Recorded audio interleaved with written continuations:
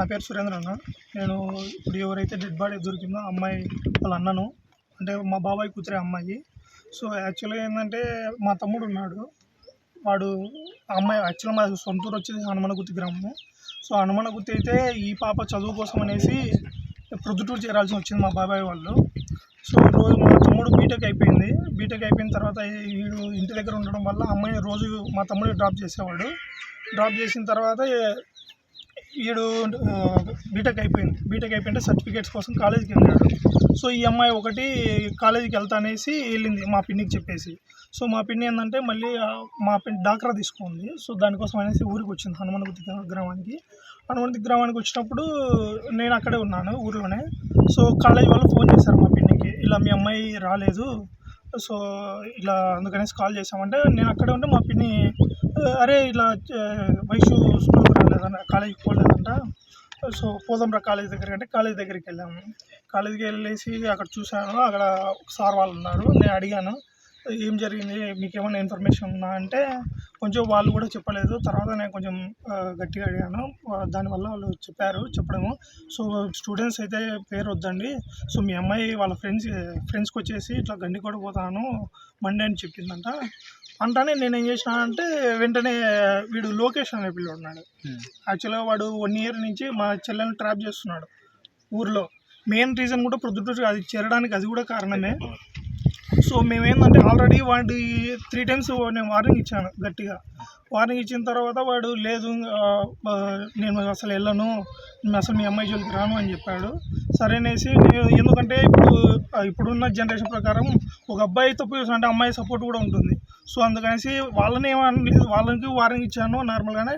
నేను నా చెల్లెలు కూడా నేను వార్నింగ్ పెట్టుకున్నాను. తర్వాత వాడు ఏం చేస్తున్నాడంటే ఇట్లా వార్నింగ్ ఇచ్చిన తర్వాత వాడు మళ్ళీ మొదలుపెట్టాడు మా చెల్లెలు మాకు తెలియకుండా. ఏమనంటే ఎలా చేస్తాడంటే నువ్వు నన్ను లవ్ చేయకుండా నేను కోసుకుంటాను, తర్వాత బ్లాక్మెయిల్ చేసేవాడు.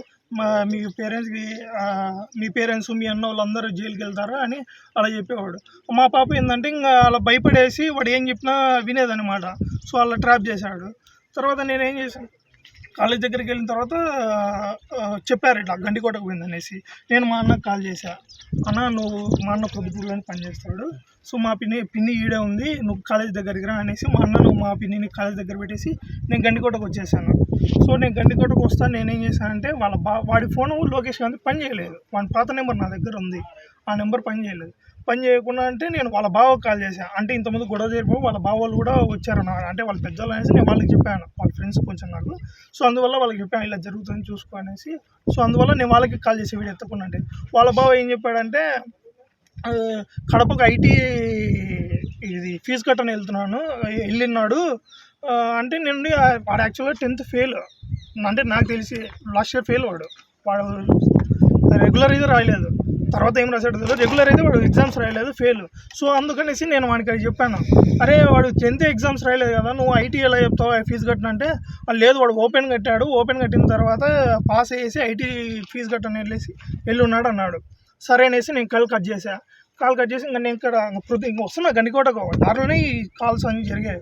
నేను 7కు బయలుదేరుతా ఎర్రగుంట్లకు బెల్లారి పనికి నేను పనివా. వాళ్ళమ్మ డాక్రా మీటింగ్ అని నిన్ననే అది జరిగింది మాకు. వాళ్ళమ్మ డాక్రా పోయింది అల్లగుత్తికి పోయింటే ఈ పాప అలా టర్నింగ్ తిరిగేలాగా చూసింది వాళ్ళమ్మ. పోయింది లేని మా భార్య ఇంటికి పోయింది అల్లగుత్తికి. పోయినాక నేరుగుంట పోయినాక పనికి ఫోన్ చేసింది మేడం, వైష్ణవి రాలే సార్ అని. అంటే ఏంది మేడం వచ్చింది అని. వైష్ణవి 2 ఉన్నారని మా భార్యకి ఫోన్ చేస్తే 2 ఉన్నారు, వైష్ణవి అడిగి కనుక్కో అనింది. మళ్ళీ చేసిన పసుపులేటి వైష్ణవి కనుక్కుంటే పీజీ వైష్ణవి రాలే అనింది. అంటే ఇంకా మా భార్యకి ఫోన్ చేస్తే మా వాళ్ళు వచ్చిన మా భార్య మా అన్న కొడుకు వచ్చి కాలేజీలోకి పోయినారు.